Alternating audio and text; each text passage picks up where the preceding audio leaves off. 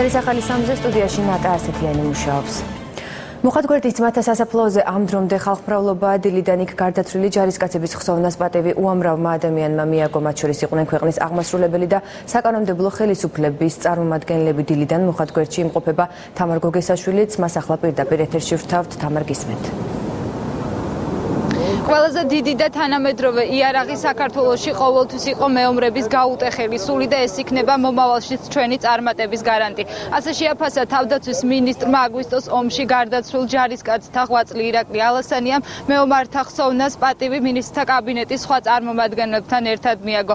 გარდაცვლილი ჯარისკაცების ოჯახის წევრებს სამძიმარი გამოუცხადა საქართველოს იუსტიციის მინისტრმა და აღნიშნა, რომ ამ ომში გამარჯვებული არავინაა. თია წულუკიანის თქმით, ამ წლის 8 აგვისტოს საქართველოს მთავრობა ხვდება აბსოლუტურად განსხვავებულ ვითარებაში. მისი თქმით, მართლ გუნდს გადაწყვეტილი აქვს, რომ ყველა ასეთი სახის კონფლიქტი მოაგვაროს მშვიდობიანი გზით.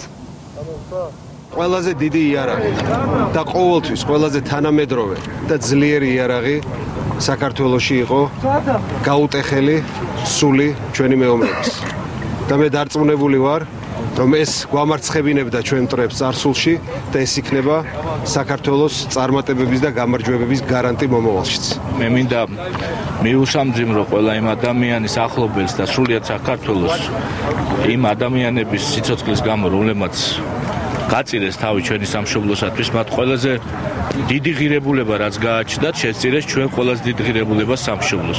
ჩვენ ვალდებულები ვართ, რომ ყოველთვის გვახსოვდეს ეს ადამიანები და მათი ოცნება ავისრულოთ, გავაერთიანოთ საქართველო. ჩვენი ხელისუფლება აბსოლუტურად სხვა პირობებში ხდება ამ წლის 8 აგვისტოს, რადგან ჩვენ გადაწყვეტილი გვაქვს და ამ გზას არ გადაუხვევთ, რომ ნებისმიერი ტიპის უთანხმოება და ნებისმიერი ტიპის კონფლიქტი მოვაგვაროთ მშვიდობიანი გზით. მე მჯერა, რომ ქართული მხარის პოზიცია, რომელიც 6 პუნქტიან გეგმას იცავს მკაცრად, რუსეთიც ისწავლის ამ პუნქტების დაცვას.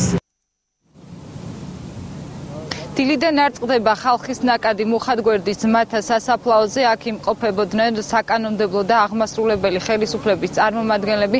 რამდენიმე წუთის წინ კი დაღუპული გმირების მემორიალი გვირგვინით შეამკო.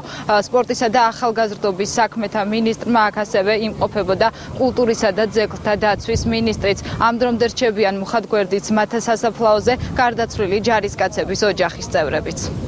დიდი მადლობა, თამარ გოგესაშვილი საუბრობდა პირდაპირ ეთერში.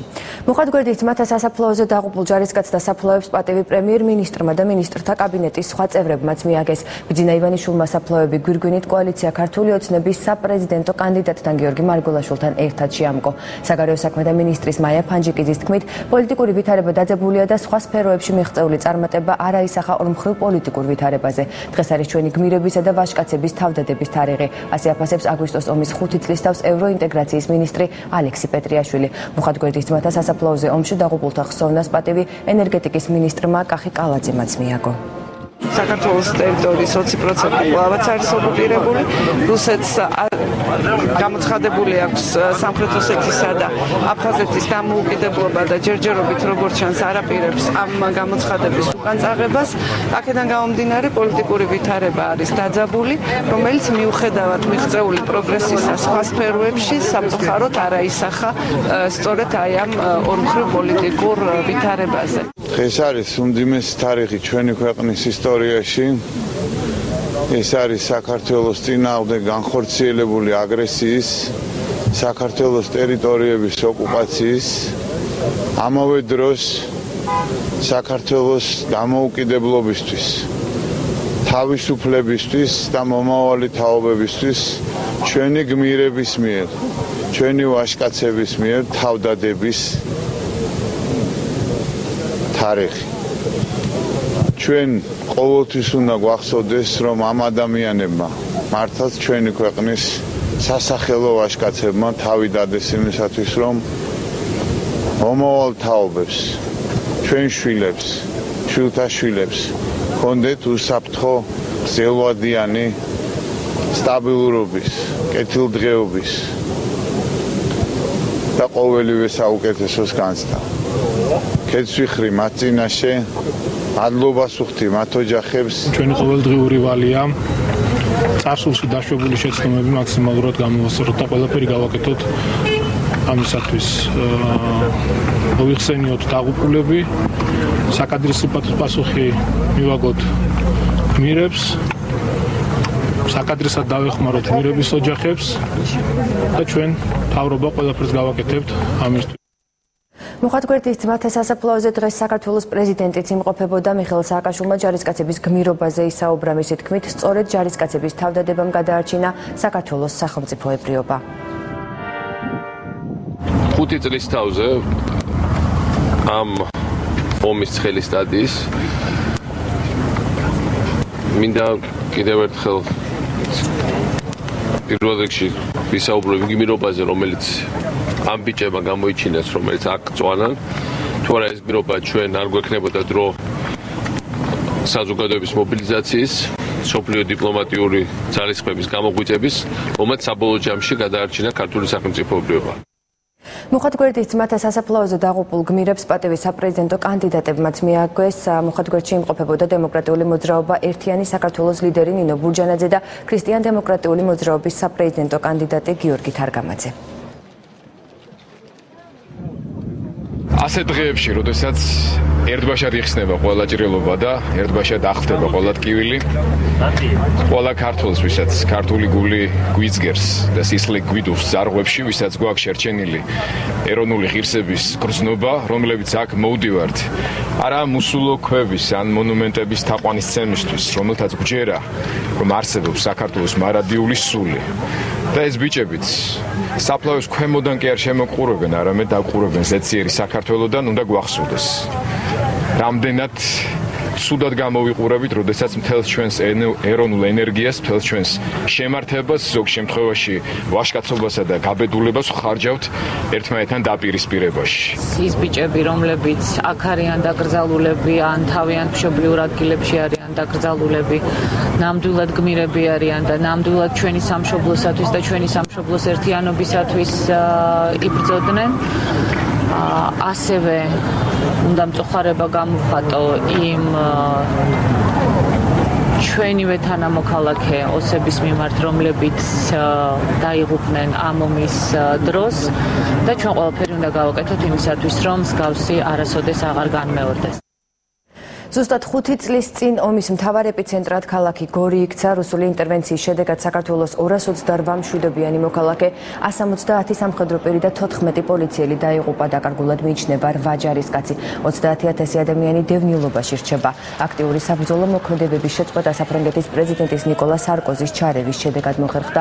სარკოზიმ 12 აგვისტოს 6 პუნქტიანი სამშვიდობო გეგმა ჯერ მოსკოვში, შემდეგ კი თბილისში შეათანხმა. 2008 წლის აგვისტოს ომის მე-5 წლის თავისადმი მიძღვნილი ღონისძიებები დღეს საქართველოს რამდენიმე ქალაქში იმართება.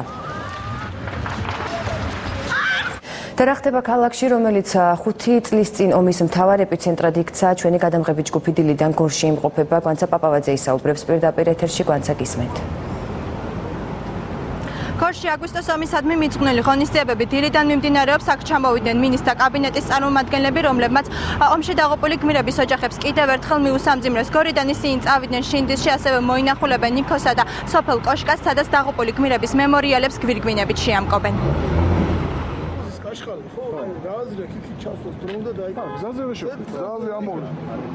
ჩავალთ სოფლებში, სადაც კონფლიქტის მერე სოფლებში, სადაც შევხვდებით მოსახლეობას და დავათვალიერებთ იმ პროექტებს, რაც ამ სოფლების მხარდასაჭერად ხორციელდება, როგორც სარწყავი სისტემის მოწესრიგების, ასევე სასველი წყლის ჭაბურღილების სახით. გარდა ამისა, მოსახლეობასთან საუბარი ხდება იმ საჭიროებებზე, რაც მათ აქვთ, რათა ეტაპობრივად დაეხმაროს მათ ხელისუფლება და მოუგვაროს ეს საჭიროებები. ეს ომი არ უნდა მოხდარიყო. ამ ომში გამარჯვებული არავინ არა. ვერც ერთმა მხარე ვერ მიაღწია იმ მიზნებს, რის გამოც ისინი ჩართულები იყვნენ და იმედი ჰქონდათ, რომ ამ ომით შეიძლება რაღაცას მიაღწიათ. ყველა არის ნულზე, გარდა იმ ხალხისა, ვინც დაიღუპა და იმ ოჯახების. ამიტომ მე მინდა მთელი გულწრფელობით, იმიტომ რომ ამ სფეროში დიდი ხანია ჩართული ვარ და ძალიან კარგად მესმის ის ტკივილი, ის ტრაგედია, ეს უბედურება, რაც მათ ოჯახებს დააწყდა. ამიტომ პირველ რიგში და უპირატესად რა თქმა უნდა მე მინდა მიუსამძიმრო ამ ოჯახებს.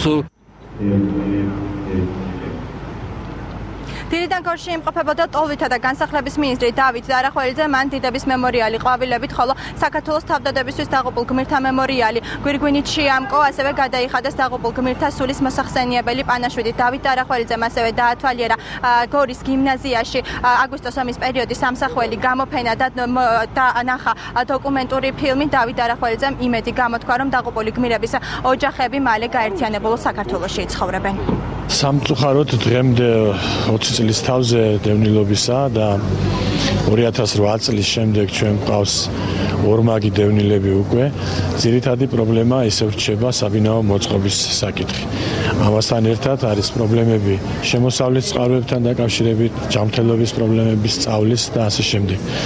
ჩვენს პრიორიტეტებში შედის პირველ რიგში საბინაო უზრუნველყოფა დევნილებისა. ყოველი ადამიანი, რომელიც სამშობლოს შეეწირა გმირი არის და დარწმუნებული ვარ, რომ დასჭირდეს საქართველოს მათი სულის შეწირვა, ისინი კვლავ ამას გააკეთებდნენ.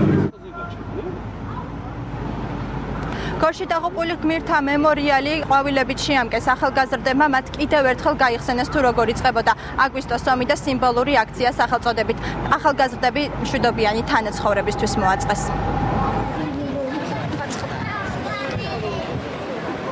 წელსაც ომის 5 წლის თავთან დაკავშირებით გადაწყვეტა რომ ჩაგვეტარებინა სამშვიდობო აქცია. აქციაში მონაწილეობენ დევნილი ახალგაზრდები და ასევე ის ახალგაზრდები, რომლებიც ცხოვრობენ გორის რაიონის მიმდებარე სოფლებში. ჩვენ გვახსოვს 5 წლის წინანდელი მომხდარი ომი, ამიტომ პატივს მივაგებთ ყველა იმ დაღუპულ გმირს და გვინდა რომ გამოვხატოთ ეს ჩვენი ტკივილი იმ სოფლების რაც დავკარგეთ. გორის ცენტრალურ მოედანზე ფიცის დადების ცერემონიალისთვის მზადება უკვე დაწყებულია. საღამოს აქ მოვა პრემიერ-მინისტრი, რომელიც აღმასრულებელი და საკანონმდებლო ხელისუფლების წარმომადგენლებთან ერთად სამხედრო მოსამსახურეების მიერ ფიცის დადების ცერემონიალს დაესწრება. დიდი მადლობა, გვანცა პაპავაძე საუბრობდა პირდაპირ ეთერში. აჭარის მთავრობის თავმჯდომარემ არჩილ ხაბაძემ ჯანდაცვის მინისტრთან ნუგზარ სურმანიძესთან ერთად აგვისტოს ომში დაღუპული გმირის ამირან შაინიძის ოჯახი მოინახულა და ერთჯერადი დახმარება გადასცა. კაპრალი ამირან შაინიძე საქართველოს შეერაღებულ ძალებში 2004 წლიდან მსახურობდა. იგი 8 აგვისტოს 29 წლის ასაკში ცხინვალში საომარი მოქმედებების დროს დაიღუპა. 2008 წლის აგვისტოს მოვლენების დროს აჭარიდან 16 ჯარისკაცი გარდაიცვალა. დაღუპულთა ყველა ოჯახს აჭარის მთავრობა ფულად დახმარება დღის ბოლომდე გაუწევს. გარდა ამისა, მთავრობის თავმჯდომარის განცხადებით, პრემიერ-მინისტრის ინიციატივით 2014 წლიდან 4000-მდე ჯარისკაცის ოჯახს 500 ლარიანი, 2015 წლიდან კი 1000 ლარიანი დახმარება გაეწევათ. ამ დღესთან დაკავშირებით ოჯახებს გადავცემთ დახმარების სახით თითოეულ ოჯახს 2000 ლარს. და გითხრათ რომ მთავრობამ მიიღო პრეცედენტო გადაწყვეტილება 2015 წლიდან 14 წლიდან უკაცრავად 4000-მდე ოჯახს დაღუპულთა ოჯახს გადაეცემა 500 ლარიანი დახმარება, ხოლო 2015 წლიდან 1000 ლარიანი დახმარება ყოველთვიურად. საქართველოს 21 საუკუნეში კიდევ ერთხელ დაჭირდა თავის დაცვა იმისათვის, რომ ის იყოს დამოუკიდებელი ქვეყანა. იმედოვნებთ, რომ არა მარტო საქართველოს, არამედ მთელი მსოფლიო კიდევ ერთხელ გადააფასებს თუ როგორ გვიждდება თავისუფლება და რომ ასეთი მეთოდები ნამდვილად უნდა დაიგმოს სამომავლოდ. ჩვენი მოქალაქეობა უნდა მოვიკადოთ და არ დავივიწყოთ არასოდეს გმირების სახელით. თუნდაც ესეთი ფორმით ძალიან ლამაზი ხეივანი იქნება ამ ადგილას, ეკლესიას დასრულდება და ალბათ ჩვენ შევეცდებით, რომ ჩვენ მომავალთაობას ყველას კონდეს იმის ზებრო ქართული ხალხი ყოველთვის იცოდა თავის დამოუკიდებლობას. აგვისტოს ომის 5 წლის თავთან დაკავშირებით ქუთაისში ადგილობრივი ხელისუფლების წარმომადგენლებმა ყვავილებით შეამკეს ტერიტორიული მთლიანობისთვის დაღუპულ ჯარისკაცთა მემორიალი და პატივი მიაგეს მათ ხსოვნას ჯარისკაცთა სულის მოსახსენიებლად. სასულიერო პირებმა პარაკლისი გადაიხადეს. მემორიალთან დაღუპული ჯარისკაცების მშობლები და ნათესავებიც იმყოფებოდნენ. მადლობა მინდა ყველას უთხრა, ვისაც ახსოვს ეს დაღუპული ბიჭები, იმიტომ რომ ჩემმა შვილმა უანგაროდ ყველაფრის მიუხედავად დღევანდელი დღე ღმერთმა ნუ განამეოროს კიდე, მაგრამ მაინც ალბათ იგივეს გააკეთებდა და წავიდოდა. ამბობდა რომ ჩემი შვილების მაგივრად მე უნდა ვებრძოლო და დავაბრუნო ტერიტორიები. ჩვენ დღეს ვიგონიებთ იმ გმირებს, რომლებიც შეეწირნენ საქართველოს ერთიანობას, საქართველოს დამოუკიდებლობას და ესენი არიან გმირები, რომლებმაც მოგცეს დღეს ჩვენ საშუალება, რომ ყველა სახელმწიფო დაწესებულებაზე ღიალებს ქართული ეროვნული დროშა. რუსეთ-საქართველოს ომის 5 წლის თავი ფოთში სხვადასხვა ღონისძიებებით აღინიშნება. მთავარი ღონისძიება ფოთის ცენტრში ომში დაღუპულთა ობელისკთან დაიწყო, სადაც დაღუპულთა ოჯახის წევრები, ხელისუფლების, ფოთის სპორტისა და საზოგადოების წარმომადგენლები შეიკრიბნენ. დაღუპულთა ხსოვნას წუთიერი დუმილით პატივი მიაგეს, შემდეგ კი სამგლოვიარო ცერემონია გაიმართა. ასევე 8 აგვისტოს ომის ამსახველი ფოტო მასალა გამოიფინა, მათ შორის ის ფოტოები, რომლებიც საზოგადოებას ამ დრომდე არ უნახავს და ფოთის სპორტის დაბომბვას ასახავს. 2008 წლის 8 აგვისტოს რუსულმა დამშენებმა ფოთის სპორტი გვიან ღამით დაბომბეს, რასაც ადამიანების სიცოცხლე შეეწირა. საომარი მოქმედებების სასფოთში 12 ადამიანი დაიღუპა და 87 დაიჭრა. ფოთის ოკუპაცია 33 დღე გაგრძელდა. ეს არის ერთ-ერთი უმძიმესი თარიღი უახლეს ისტორიაში, რადგან მოგეხსენებათ ეს ტყივილთან ასოცირდება და ასევე არის ყველასთვის ეროვნული სიამაყის დღეებიც. საქართველოს შვილების თავგანწირვით მოხერხდა ომის შეჩერება.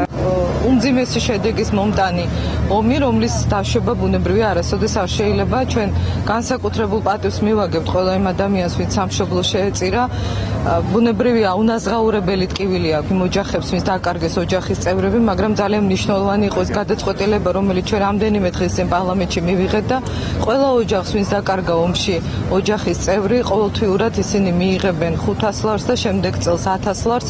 რა თქმა უნდა, როგორც ყველა ქართველისთვის, ასევე ჩემთვისაც არის უმძიმესი დღე 2008 წლის 8 აგვისტო.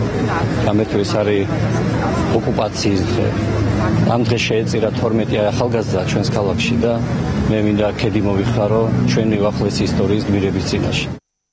აგვისტოს ომში დაღუპული 9 ხობილი გმირი დღეს ხობის ცენტრში მათსავე სახელობის მემორიალთან მოიგონეს. ოჯახის წევრებთან ერთად დაღუპულ ჯარისკაცებს პატივის სენაკის 4 ბრიგადის ჯარისკაცებმა და ადგილობრივი ხელისუფლების წარმომადგენლებმა მიაგეს. საქართველოს ერთიანობისთვის დაღუპულთა სულების მოსახსენიებლად ხობის ცენტრში დღეს პანაშვიდი ხობისა და ფოთის ეპარქიამ გადაიხადა. დედამისი მე თავის ძმა დაუტოვა და უკანაც არ მოუხედია ზეწავი. ყველას მინდა იმ ბიჭების შობლებს. უნდა ჩავეხოთო და უთხრა რომ მაგარი ბიჭები გარდაბი, ბიჭები. ძალიან ძიმე და ტრაგედიული დღე იყო ეს დღე 2008 აგვისტო. საქართველოს ისტორიაში, ჩვენი რაიონის ისტორიაში. პირადად მე ძალიან ძიმე მოგონებები და ემოციები მოგავშილებს ამ დღესთან. 9 ხობელი ახალგაზრდა გამოგვაყდა და დაგვეყობა იმ დღეს. დღეს მოსულები ვართ, რათა პატივი მივაგოთ მათ ხსოვნას. 2008 წლის აგვისტოს კონფლიქტი 5 წლის შემდეგ ამსათაურით ეხმაურება EUTOS ოფიციალური ვებგვერდი რუსეთ-საქართველოს აგვისტოს ომის 5 წლის თავს. ჩვენ ხედავთ საქართველოსა და სამხრეთ კავკასიისთვის სამხედრო კონფლიქტის შედეგად მიყენებულ ზიანს. EUTOS-ა და მის მისიაში მონაწილე სახელმწიფოებს კონფლიქტმა და მისმა შედეგებმა კიდევ ერთხელ შეახსენა მანდატის არსი წერია განცხადებაში. EUTO ასევე აღნიშნავს, რომ აგვისტოს კონფლიქტიდან 5 წლის შემდეგ ორგანიზაცია ინტენსიურად არის ჩართული კონფლიქტის შედეგებთან დაკავშირებულ შუამავალ საქმიანობაში. EUTO-s განცხადებით კონფლიქტის ზონაში მცხოვრები მოსახლეობა იმსახურებს მშვიდობას, სტაბილურობასა და შესაძლებლობას იცხოვრონ საკუთარი ცხოვრებით. ოკუპაციის მუზეუმში კი აგვისტოს ომის ამსახველი ფოტო გამოფენა მოეწყო. ღონისძიებას საკანონმდებლო და აღმასრულებელი ხელისუფლების წარმომადგენლები და დიპლომატიური კორპუსის წევრები ესწრებიან. იქ იმყოფება ჩემი კოლეგა თამარ ციკლაური. თამარ, რამდენი დღე გაგრძელდება გამოფენა? გამოფენა სახელწოდებით 2008 წლის აგვისტოს ომი ოკუპაციის მუზეუმში დღის ბოლომდე გაგრძელდება. როგორც გამოფენაზე ფოტორეპორტიორების გიორგი აბდალაძის, ზურაბ ქურციკიძის, ივანე შლამოვისა და ირაკლი გედენიძის მიერ 2008 წელს საომარი მოქმედებებისას კონფლიქტის ზონაში გადაღებული 70-მდე ფოტოა გამოფენილი. როგორც ფოტორეპორტიორები აღნიშნავენ, მათ ეს ფოტოგამოფენა 2008 წელს რუსეთ-საქართველოს ომის დროს ომში დაღუპულ ჟურნალისტებს მიუძღვნეს. დღევანდელ გამოფენას ესწრებოდნენ საკანონმდებლო და აღმასრულებელი ხელისუფლების წარმომადგენლები, ასევე აქ იმყოფებოდნენ დიპლომატიური კორპუსის წარმომადგენლებიც. დღესვე გამოფენა თავდაცვის მინისტრმა ირაკლი ალასანიამ გახსნა. გამოფენას უძღვნით იმ ჩვენ კოლეგებს, რომლებიც დაიღუპნენ 2008 სამწუხაროდ ვერ მოვახერხეთ ვერანაირად დაკავშირება ოჯახის წევრებთან, რომ შეგვეთხოვინებინათ, მაგრამ ტელევიზიის საშუალებით გაიგებენ, რომ ჩვენ კოლეგები მაქსიმალურად ვცდილობთ ყოველთვის გავიცენოთ ჩვენი მეგობრები და კოლეგები. გამოფენა თავიდან აცოცხლებს იმ მწარე დღეებს, რაც გადავიტანეთ და რაც სიმწარეც არ ჩამკვდარა, იმ დროს კიდევ ძალიან დიდხანს გვხსოვება, ეს ადამიანები, რომლებმაც სიცოცხლე შეწირეს სამშობლოდ, თუ დანაშაულს ყოფილიყვნენ და დაკარგული ტერიტორიები, რომლებიც დღემდე რომელთა აღდგენა ჯერჯერობით ამ ეტაპზე დაბრუნება ვერ ხერხდება. ამავდროულად კარგად შეგვახსენებს ეს გამოფენა რა არანორმალურ და არასერიოზული ხელისუფლებასთან ჰქონდა საქმე. დღევანდელი გამოფენაც, რომელიც ეროვნულ მუზეუმში მოეწყო, ოკუპაციის მუზეუმში, კიდევ ერთხელ ხაზს უსვამს, რომ საქართველო ვიდრე არ იქნება გამთლიანებული, ვიდრე ჩვენი დაჭრილი სხეული არ გამთელდება, მანამდე ჩვენი ყველას უპირველესი მოვალეობაა დეოკუპაციაზე ზრუნვა, ჩვენი ქვეყნის ტერიტორიულ მთლიანობაზე ზრუნვა და ეს ბუნებრივია უნდა გაკეთდეს სწორედ მშვიდობიანი პოლიტიკური მოლაპარაკებების გზით. 4 ფოტოგრაფის 70-მდე ფოტოს ნახვა, სადაც 2008 წლის საქართველოს რუსეთის ომის დროს არის, რომელიც საქართველოს რუსეთის ომის დროს არის გადაღებული, დამთვალიერებელს დღეს ოკუპაციის მუზეუმში დღის ბოლომდე შეიძლება ნახვა. დიდი მადლობა, თამარ ციკლაური საუბრობდა პირდაპირ ეთერში. ნაციონალური მოძრაობის წევრები წეროვანში მცხოვრებ დევნილებს შეხვდნენ და მათ პრობლემებს გაეცნენ. დავით არჩიაშვილი, გიგი წერეთელი და თინა ბოკუჩავა ცხინვალიდან დევნილ ჯალაბაძეების ოჯახს ესტუმრნენ. დევნილების თქმით, მათი მთავარი პრობლემა კომუნალური გადასახადები და უმუშევრობაა. ნაციონალური მოძრაობის წევრებმა ხელისუფლებას დევნილების მიმართ ყურადღების გამოჩენისა და მათი პრობლემების დროულად გადაჭრისკენ მოუწოდეს. ჩვენ ვართ დღეს ვიგონებთ ამ დღეებს, არ ვივიწყებთ იმ რეალობას, რაც მოყვა აგრესიას, იმ ოკუპაციის ფაქტს. იმ ადამიანებთან, ვინც პირველ რიგში განიცადა ეს ყველაფერი თავის პირად ცხოვრებაზე, თავის ოჯახებზე მოახდინა, მან საკმაოდ ძიმე გავლენა წეროვანში მიმყოფებით ამ ადამიანების გვერდით. მობრძანდნენ ეს სტუმრები. ჩვენი პრობლემები არის პირველ რიგში დასაქმება. მეორე, გაზისა და დენის გადასახადის მოხსნა და დევნილობის გაორმაგება. წინა მთავრობა ქართული ოცნება დაუკვირდა დევნილობის გაორმაგებას. ივლისის ბოლოს უნდა ყოფილიყო გაორმაგებული დევნილობა, მაგრამ მოგვატყო. ბათუმთან ახლოს მდებარე სოფელ ახალშენში მცხოვრები 17 წლის გოგონა დაიკარგა. ოჯახის წევრები და ნათესავები მას გუშინ დილის 10 საათიდან ვერ უკავშირდებიან. როგორც გოგონას დეიდაშვილმა მაია შარაშიძემ განაცხადა, დარეჯან დიასამიძე მეზობელ სოფელში იმყოფებოდა, იქიდან წამოსვლის შემდეგ კი სახლში აღარ დაბრუნებულა. ახლობლებთან ერთად გოგონას ძებნაში გუშინ საღამოს 10 საათის შემდეგ პოლიციაც ჩაერთო. ბავშვი წამოვიდა გუშინ საღამოთი, წინ საღამოთი დარჩა ბიცოლამისთან და გუშინ დილით 10 საათზე წამოვიდა ბიცოლამ. და მე დაურეკეთ ტელეფონზე, რომ მოდიოდა თორე სახლში რომ აგვეგო და უკვე ტელეფონი კათიშვილი იყო და ვერ დაუკავშირდით და მე უკვე დავიწყეთ ზენა და დაურეკეთ ყველა ნათესავთან, ყველა ახლობელთან. ასეთი იყო ამ დროის სიახლეები, მე ზუსტად 4 საათამდე გემშვიდობებით დროებით.